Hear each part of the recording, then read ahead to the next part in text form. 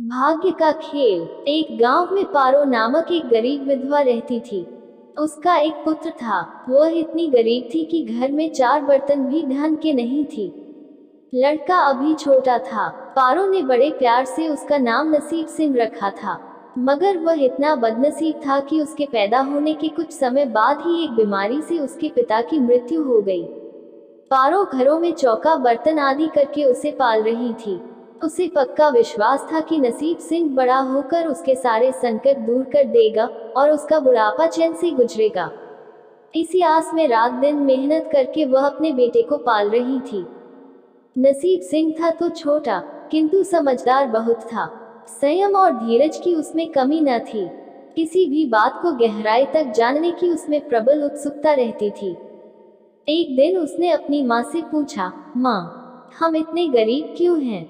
यह सब तो ईश्वर की मर्जी है बेटे। दुखी स्वर में पारो ने कहा, सब नसीब की बात है। मगर नसीब सिंह यह उत्तर पाकर संतुष्ट नहीं हुआ। वह बोला, ईश्वर की ऐसी मर्जी क्यों है? बेटा, यह तो ईश्वर ही जाने। अगर ईश्वर ही जाने तो ठीक है। मैं ईश्वर से ही पूछूंगा कि हम इतने गरीब क्यों हैं। बताओ माँ, बताओ कि ईश्वर कहाँ मिलेगा। पारो तो वैसे ही परेशान रहती थी, अतः उसकी बातों से उकता कर उसने कह दिया, वह जंगलों में रहता है, लेकिन तुम वहां न जाना। लेकिन नसीब सिंह ने दिल ही दिल में उसी क्षण इरादा बना लिया कि वह ईश्वर को ढूंढेगा और पूछेगा कि आखिर हम इतने गरीब क्यों हैं। एक दिन वह जंगल की ओर चल दिया। जंगल घना और भयानक था। चलते चलते नसीब सिंह बुरी तरह थक गया, मगर भगवान की परछाई भी उसे दिखाई नहीं दी। अतः वह थक हार कर पत्थर की एक शिला पर जा बैठा और सोचने लगा कि भगवान तो यहाँ कहीं नहीं है। आखिर गरीबी दूर कैसे हो? तभी संयोगवश मृत्यु लोक का भ्रमण करते करते शिव पार्वती उधर ही आ निकले। उन्होंने बच्चे को वहां बैठे देखा तो उन्हें बड़ा आश्चर्य हुआ कि यह अबोध बालक इस बीहड़ जंगल में बैठा क्या कर रहा है। भगवान शिव ने बालक से पूछा, तुम कौन हो बालक, और इस जंगल में बैठे क्या कर रहे हो? मैं ईश्वर को ढूंढ रहा हूँ। ईश्वर को? माता पार्वती चौंकी और पूछा, मगर क्यों? ईश्वर से तुम्हें क्या काम है? मैं उनसे पूछना चाहता हूँ कि हम इतने गरीब क्यों हैं? दूसरों की तरह हम पर भी भाग्य की कृपा क्यों नहीं है? निर्भीक सिंह ने निर्भीकता से उत्तर दिया। माँ पार्वती और भगवान शिव उस बच्चे का साहस देखकर बहुत प्रसन्न हुए। माँ पार्वती तो करुणा की सागर है। उन्हें उस बच्चे पर बड़ी दया आई और भगवान शिव से मुखातिब होकर बोली, प्रभु, इस बालक का कुछ कीजिए। हम कुछ नहीं कर सकते पार्वती, क्योंकि इसके भाग्य में यही सब लिखा है। भाग्य देवता के लेख के अनुसार इसे ऐसा ही जीवन भोगना है। नहीं नहीं स्वामी, आपको कुछ करना ही होगा। माँ पार्वती हठ करने लगी। जिद न करो पार्वती, यदि हम उसे कुछ दे भी देंगे तो वह इसके पास नहीं रुकेगा। इसे वैसा ही जीवन जीने दो जैसा भाग्यदेव चाहते हैं। नहीं प्रभु, इसकी गरीबी दूर करने के लिए आपको इस पर कृपा करनी होगी। जब माँ पार्वती जिद करने लगी तो भगवान भोले शंकर ने बच्चे को एक हार दे दिया।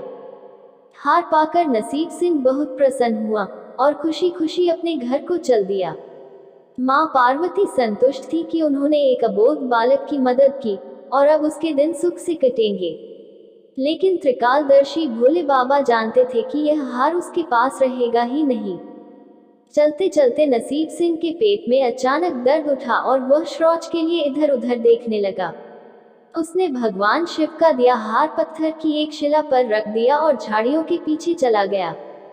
तभी एक चील कहीं से उड़ती हुई आई और उस हार को उठाकर उड़ गई। अरे मेरा हार! सब कुछ भूल कर लड़का चील के पीछे भागा, मगर कब तक वह चील का पीछा करता, कैसे पकड़ता उसे। एक आध बार पत्थर उठाकर उसने चील को मारने की कोशिश की, किंतु चील अधिक ऊंचाई पर थी। कुछ ही पलों में चील उसकी नजरों से ओझल हो गई तो वह बड़ा दुखी हुआ और रोते रोते अपने घर की ओर चल दिया। घर पहुंचकर उसने माँ को सारी बात बताई, मगर पारो को उसकी बात पर बिल्कुल भी विश्वास नहीं हुआ। हाँ, उसकी बात सुनकर थोड़ी सी उदास अवश्य हो गई, लेकिन नसीब सिंह माँ की उदासीनता देखकर हतोत्साहित नहीं हुआ। उसने मन ही मन निर्णय लिया कि वह कल फिर वहीं जाएगा और भगवान शिव पार्वती को अपनी विपदा सुनाएगा। उसका विश्वास था कि भगवान शिव उस धूर्त चील को अवश्य ही दंड देंगे। भगवान शिव ने माता पार्वती से कहा, देखो उसके पास कल वाला हार नहीं रहा, उसे एक चील ले उड़ी है और दूसरा हार पाने वह उस चील को दंड दिलवाने की इच्छा लिए वह लड़का आज फिर आया है। पार्वती देवी ने फिर भगवान शिव से प्रार्थना की, आप चाहे चील को दंड दें या न दें, किंतु इस लड़के की सहायता करके इसकी निर्धनता दूर करें। हम अब कुछ नहीं कर सकते देवी, यदि तुम जिद करती हो तो हम ब्रह्मा से कहते हैं, वही इस बालक की कुछ सहायता करेंगे। कहकर भगवान शिव ने ब्रह्मा जी को बुलाया और सारी बात बताकर आग्रह किया कि आप ही इसकी कुछ मदद करें। तब ब्रह्मा जी ने लड़के को हीरे की एक अंगूठी दे दी। लड़के ने अंगूठी जेब में रखी और खुशी खुशी अपने घर चल दिया। उसने सोच लिया था कि वह अब एक पल के लिए भी अंगूठी को अपने से अलग नहीं करेगा। चलते चलते अचानक उसे प्यास लगी। वह सरोवर के किनारे पहुंचा और जैसे ही वह चुल्लू भरकर पानी पीने के लिए झुका, वैसे ही उसकी जेब से अंगूठी निकलकर पानी में जा गिरी और इससे पहले कि वह उठाता, एक मछली उसे निगल गई।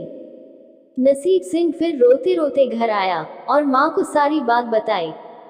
बेटा, जब तक भाग्य में नहीं है तब तक कोई भी चीज नहीं रुकेगी। माँ ने उसे दिलासा देते हुए कहा, जब भाग्य देवता खुश होंगे तो मिट्टी भी सोना बन जाएगी, मगर इस प्रकार किसी के देने से हमारी गरीबी दूर नहीं होगी। उसे समझाकर माँ अपने काम में लग गई, मगर नसीब सिंह भी हार मानने वाला नहीं था। उसने मन ही मन सोच लिया था कि वह कल फिर जाएगा। तीसरे दिन वह फिर जा पहुंचा। शिव और पार्वती उसका यह साहस देखकर बहुत खुश हुए। शिव जी ने इस बार ब्रह्मा जी के पास जाकर बात की कि वह लड़का तो बड़ा साहसी है, इसका कुछ उद्धार किया जाना चाहिए। तब ब्रह्मा जी ने सलाह दी कि हमें भगवान श्री हरि के पास जाना चाहिए, वही इसका कोई हल बताएंगे। अतः वह श्री हरि के पास जा पहुंचे। पूरी बात सुनकर भगवान विष्णु ने नसीब सिंह को कुछ हीरे दिए। हीरे पाकर वह बहुत खुश हुआ और इस बार बिना कहीं रुके उसने सीधे अपने घर जाने का निश्चय किया, क्योंकि 2 बार उसकी चीजें खो चुकी थी। जब वह घर पहुंचा, माँ घर पर नहीं थी, अतः नसीब सिंह ने हीरे एक लोटे में रखकर कोने में छिपा दिए और माँ को ढूंढने निकल पड़ा। वह मन ही मन सोचने लगा कि अब माँ को किसी के घर काम करने की क्या आवश्यकता है, अब तो वह भी अमीर बन गए हैं। उधर पीछे से चोर उसके घर में घुसे और जो भी सामान हाथ लगा लेकर भाग निकले। उस सामान में लोटा भी था जिसमें हीरे रखे थे। जब वह माँ के साथ वापस आया तो देखा कि हीरे गायब थे। इतना ही नहीं, घर का दूसरा सामान भी गायब था। अब तो उसकी माँ को बहुत गुस्सा आया। वह बोली, क्यों मुझे नई नई कहानियां सुनाकर पागल बनाता जा रहा है? सारा दिन आवारा की तरह इधर उधर भटकता रहता है और शाम को पिटाई के डर से कोई नई कहानी सुना देता है। माँ की डांट सुनकर लड़का रोने लगा।